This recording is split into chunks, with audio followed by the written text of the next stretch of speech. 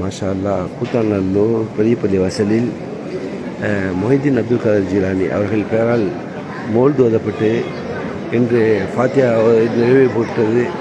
இதன் தொடரில் நாளைக்கு ஊர் முழுவதும் சீரணி சேவகர்கள் ஊருள்ள அனைத்து ஊர்களுக்கும் சுமார் நூற்றுக்கணக்கான தெருகள், அத்தனை தெருவிலும் சாப்பாடு வழங்கப்படும். காலையில் ஊர் முழுவதும் சாப்பாடு வழங்கப்படும். இன்ஷா அல்லாஹ் காலை இதனுடைய தொடரை நான் மீண்டும் லைவின் போடுவேன்.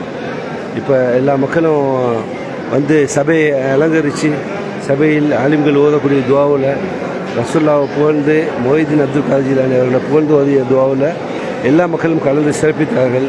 மிக்க மகிழ்ச்சி. இதில் அப்துல் காதர் ஜீலானி இறந்து போய் இன்றைக்கி 1000 வருஷங்கள் ஆகிடுச்சு.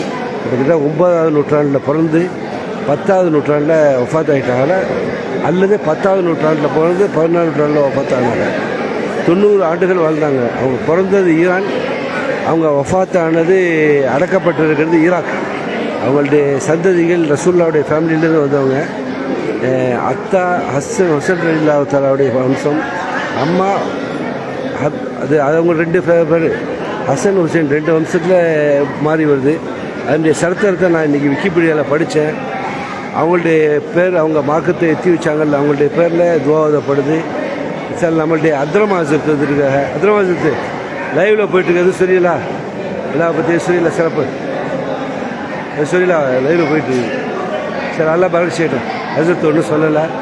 மற்ற உலமாக்கள் எல்லாம் துவா செஞ்சாங்க. இந்த துவாவுடைய தொடர் இன்றைக்கி முடித்து நாளைக்கு ஊர் முழுவதும் சீரணி வழங்குவார்கள்.